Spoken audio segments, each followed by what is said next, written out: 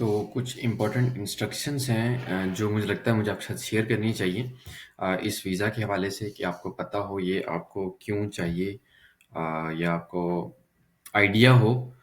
मतलब मुझे लगता है कि ये आपके माइंड में लाजमी होनी चाहिए। तो ये आप पढ़ भी सकते हैं, स्क्रीनशॉट लेना है आपकी मर्ज़ी है, लेकिन अगर आप समझना चाह रहे हैं मेरी ज़ुबानी, सबसे पहली बात है कि you should now why you are buying it. Like आपको पर्पस पता होना चाहिए कि आपने करना क्या है। ये नहीं कि किसी की बात सुनी चल भाई वीज़ा ले और दुबई निकल जा। आपको उसके प्रोज एंड कॉन्स पता होने चाहिए, आपको उसका लॉन्ग टर्म प्लान पता होना चाहिए कि मैं इस वीज़ा से क्या फ़ायदा हासिल कर सकता हूँ और मुझे ये क्यों लेना है, क्योंकि इससे कुछ नुकसानात भी होंगे, कुछ फ़ायदे भी होंगे साइड बाय साइड।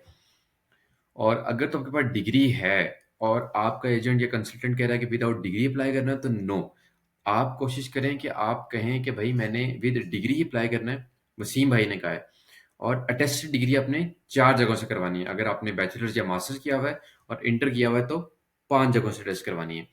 और इसके बाद अगर आप अपने एजेंट से प्रोसेस शुरू करवा रहे हैं या वो डन हो गया, तो आपका एजेंट कह रहा है ना कि ये 2 दिन में आपका ऑफर लेटर आ जाएगा, तो आपने अपने माइंड में रखना है कि ऑफर लेटर आएगा 4 दिन में। ये इस वजह से कह रहा हूँ ताकि एजेंट अगर 2 कह रहा है वो 3-4 दिन लग जाते हैं, तो आपके माइंड में टेंशन ना हो।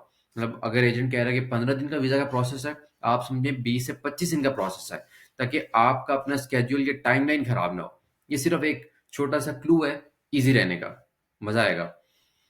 तो जो भी वो ऑफर लेटर दे, लेबर दे, वीज़ा दे, सब चीज़ आपने online step by step verify करनी है, चेक करनी है कि ये ठीक है और ये कैसे करनी है, क्यों करनी है, कहाँ से करनी है, ये सब 1, 2 और 3 वीडियोज़ जो हमने पहले पढ़ चुके हैं, ये उनके अंदर मौजूद है।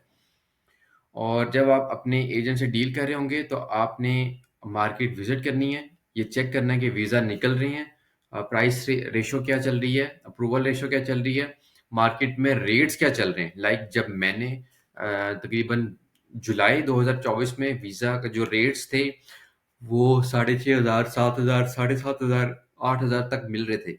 लेकिन अब ये मेरे ख्याल चल रही है नवंबर 2024, 3 मंथ्स के अंदर रेट्स 8,000, 8,500, 9,000, 9,500, 10,000 तक पहुंच चुके हैं। तो ये आपने मार्केट के रेट्स लाजमी चेक कर लेने हैं, ताकि ये ना हो कि आप बहुत ज़्यादा ओवर पे ना कर रहे हो।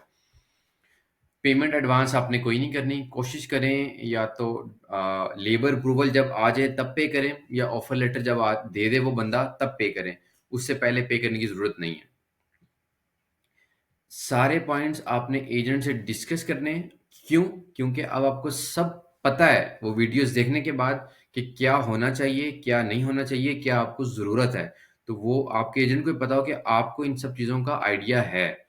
तो आप और आपका एजेंट एक अच्छी कम्युनिकेशन करें, एक प्रोसेस स्मूथ लाइन चले। आपने कितने पैसे देने हैं, कब देने हैं, कहाँ देने हैं, किस प्रोसेस के बाद देने हैं, वो सब लिखा हुआ होना चाहिए। ये ना हो कि आप दुबई पहुंच जाएं, दुबई पहुंचने के बाद आपको पता लग रहा हो कि भाई ये बायोमेट्रिक के पैसे वो मुझसे ज़्यादा मांग रहा है, मेडिकल के पैसे मुझसे ज़्यादा मांग रहा है। और वो लोग एजेंट्स मांगते हैं, बेशर्म होके मांगते हैं। तो आपको पता होना चाहिए कि आपने कितने पैसे देने हैं और कहाँ कहाँ देने हैं। सब बातों की एक बात, आपका एजेंट बंदे का पुत्र होना चाहिए। एजेंट बनने का पुत्र होगा, आपको कोई मसला नहीं होगा।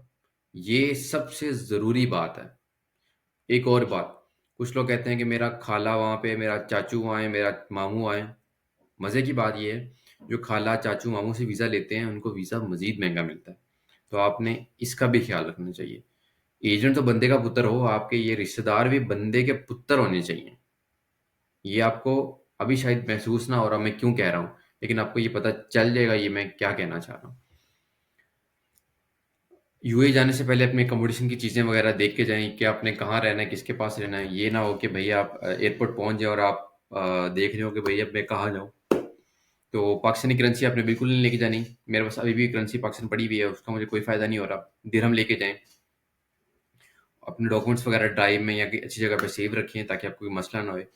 ये इंपॉर्टेंट इंस्ट्रक्शंस हैं। और सबसे इम्पोर्टेंट नॉलेज, अवेयरनेस। ये सब चीज़ें मैं आपको ऊपर वाली वीडियोज़ में सिखा कर आ चुका हूँ, इसलिए मैंने दोबारा रिपीट नहीं किया। वो सब चीज़ें आपको पता होनी चाहिए ताकि आपका प्रोसेस स्मूथ लाइन चले और आपको मज़ा आए। इंशाल्लाह उम्मीद है कि आप इस प्रोसेस में मार नहीं खाएँगे। जितनी रिसर्च हमने की है और अपने इस प्रोसेस को समझा है, तो अपना फीडबैक एक लाज़मी दीजिएगा। अगर मुझसे कोई गलती हुई है उसको लाज़मी कमेंट्स में बताइएगा, ताकि जो दूसरे आने वाले लोग हैं उनके लिए मतलब फ़लाह और बेहतरी हो।